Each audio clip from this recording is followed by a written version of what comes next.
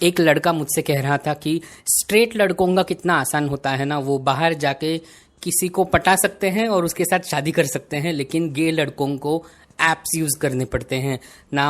Whether that is a good thing और not is another story, लेकिन that is how it is. Now that is how it is, हमें safe और careful रहना बहुत बहुत important है।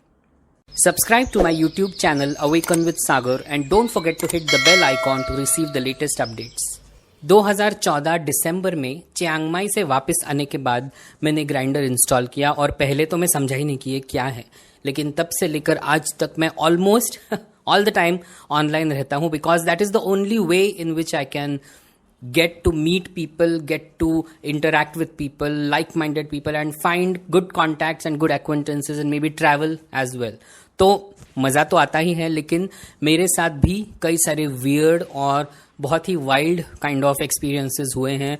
उनमें से कुछ experiences मैं अपने और कुछ दूसरों के शेयर करना चाहता हूँ और कुछ एक टिप्स शेयर करना चाहता हूँ जिससे आप ग्राइंडर सेफली यूज़ कर सको। यूजुअली लोगों का मानना होता है, या मैंने सर्च भी किया था तो बहुत नेगेटिव रिजल्ट्स ही आए कि ग्राइंडर से रेप्स हुए हैं, ग्राइंडर से मर्डर्स हुए हैं, ब्लैकमेलिंग हुआ है। हाँ, हुआ है, नो डाउट अबाउट इट। लेकिन जैसे मैं हमेशा कहता हूँ थोड़ा सा बोल्डली कि जो लोग डेस्परेट होते हैं ना, मूड में होते हैं, उन्हीं लोगों के साथ ऐसे एक्सपीरियंसेस होते हैं, क्योंकि ऐसे ही लोग किसी से भी कहीं भी without doing any kind of research मिलने जाते हैं, प्राइवेट फोटोज भेजते हैं। लेकिन अगर आप कुछ टिप्स फॉलो करोगे, simple basic common sense tips, तो आपके साथ ये एक्सपीरियंसेस बिल्कुल नहीं होंगे।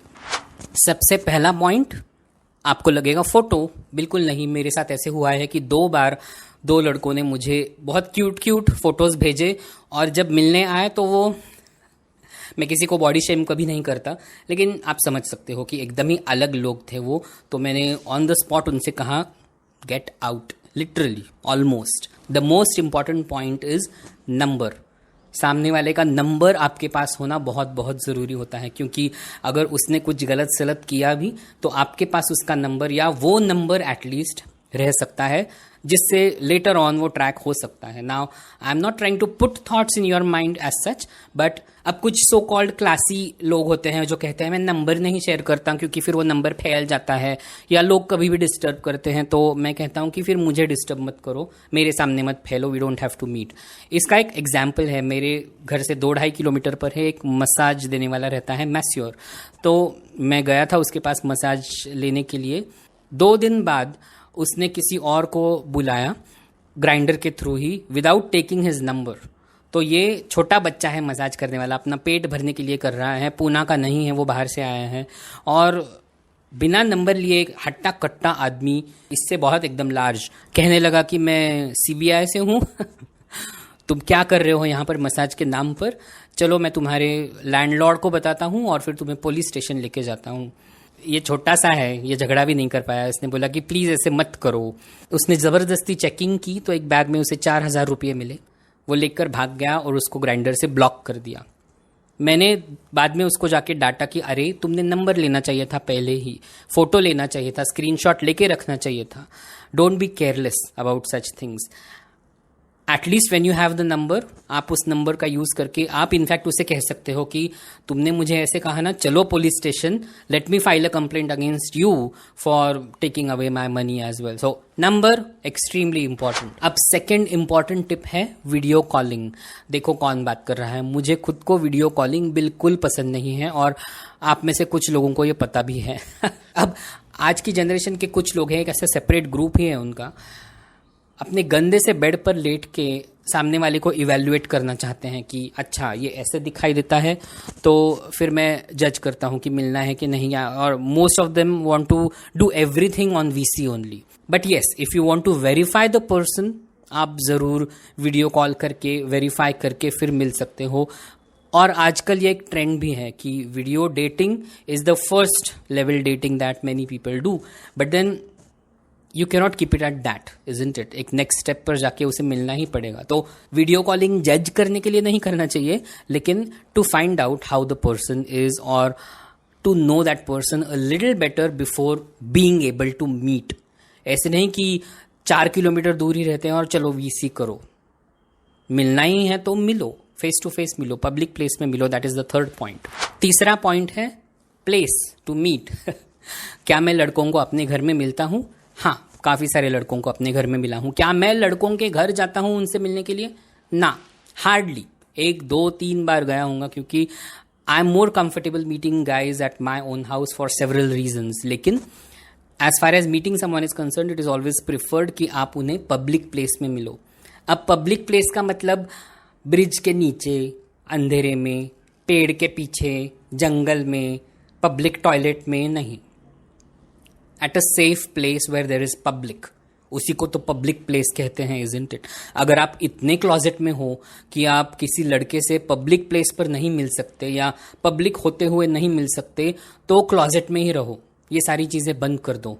Sorry for being so blunt, लेकिन अगर आप मिलना चाहते हो तो हमेशा पब्लिक प्लेस में मिलो, जिससे आप खुद सेफ रह पाओगे। Fourth is health status, extremely important. Health से ज़्यादा क्या इंपॉर्टेंट हो सकता है? हाँ, मैं समझ सकता हूँ कि जब हम मूड में होते हैं तब बाकी कुछ नहीं दिखाई देता, हमें सिर्फ कोई चाहिए होता है उस मोमेंट में। लेकिन आप इतने भी डेस्परेट नहीं हो सकते कि आप खुजली वाले इंसान के साथ मिलो। Fifth, again a very important point, 2014 में जो क्राउड था एज कम्पेयर टू टुडे, आजकल तो एक अलग ही सेट आ चुका है इन सारे ऐप्स पर।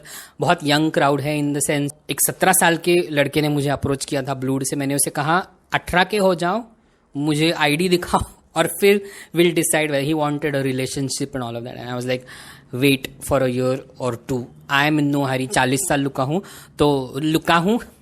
तो और 1-2 साल लुक सकता हूं। पांचवा पॉइंट ये है कि बहुत ज़्यादा इन्फॉर्मेशन डिस्क्लोज नहीं करनी चाहिए, क्योंकि हम एक वर्चुअल वर्ल्ड में आजकल जी रहे हैं।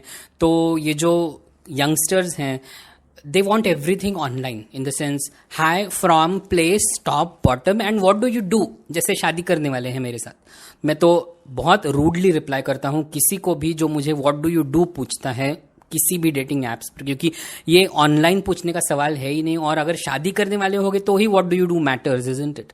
किसी के साथ अगर हुकअप करना है या 1 नाइट या 2 नाइट्स के लिए घूमने के लिए जाना है, तो what do you do, how does that matter, isn't it?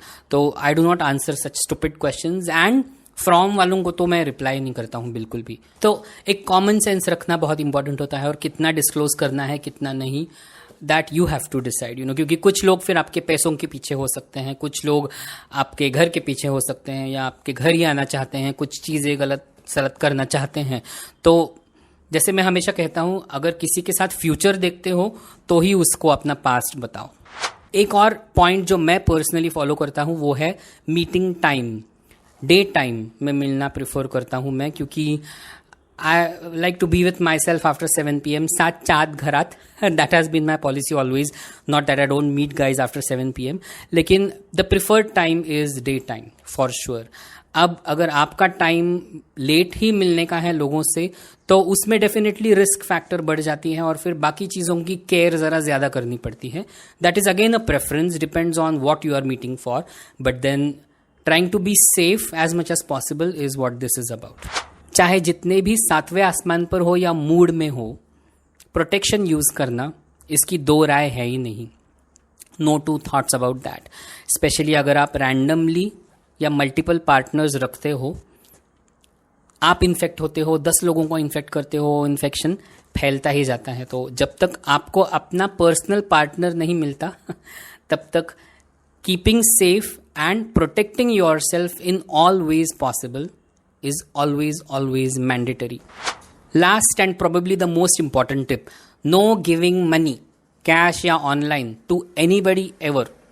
उनको खिलाओ पिलाओ, कपड़े दो, उनसे कुछ सर्विसेज लेते हो तो एक्स्ट्रा चार्जेस दो, लेकिन no lending money to anybody whatsoever. कोई कितना भी रोए चिल्लाए, नंबर दे या आधार कार्ड दे, या किसी ने तो एक सिटी से है, मैं किसी सिटी का नाम नहीं लेना चाहता, उसने कहा कि मेरी बाइक रखो तुम और मुझे 2-3 दिनों के लिए 7,000 रुपये चाहिए। तो आई वॉज लाइक, मैंने बिजनेस थोड़ी खोला है लोगों की बाइक्स इकट्ठा करके उनको पैसे प्रोवाइड करने का। That is also illegal in a way, isn't it? So I was like, pizza खाएंगे हम, चाहिए तो शेयर करेंगे या मैं खिलाता हूँ तुमको, लेकिन नो मनी।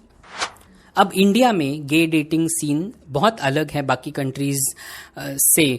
क्योंकि मेरा सोचने का तरीका उल्टा है। मैं समझता हूं कि जहां पर चीज़ें ओपन होती हैं वहां पर इनसिक्योरिटी इन अ वे थोड़ी सी बढ़ती है, या क्राइम्स होने के चांसेस भी थोड़े से बढ़ते हैं। क्योंकि अगर मैं होमोफोबिक हूं और मेरी कंट्री में गे होना लीगल है तो मैं ज़्यादा इनसिक्योर होता हूं उन चीज़ों को लेके। It is a very psychological thing as compare to India, जहां पर सारी चीज़ें सीक्रेटली होती हैं या बिहाइंड द डोर्स होती हैं। तो यहाँ पर चीज़ें काफ़ी अलग होती हैं। इसीलिए पब्लिक प्लेस में मिलना, अगर 2 मोबाइल हैं आपके लाइफ में तो दोनों मोबाइल ना लेके जाना, इतना बड़ा वॉलेट ना लेके जाना, ये छोटी छोटी चीज़ों की केयर करने से और कॉमन सेंस यूज़ करना बहुत बहुत इंपॉर्टेंट होता है। फिर ऐसी चीज़ें नहीं होती हैं। The most important thing is to not be desperate. अगर आप डेस्परेटली कोई भी चीज़ करने जाओ लाइफ में, स्पेशली ग्राइंडर पर, तो उसका आउटपुट ज़रूर नेगेटिव या अनवांटेड ही आएगा। इसीलिए stay strong, stay safe and see if you can come out of the closet.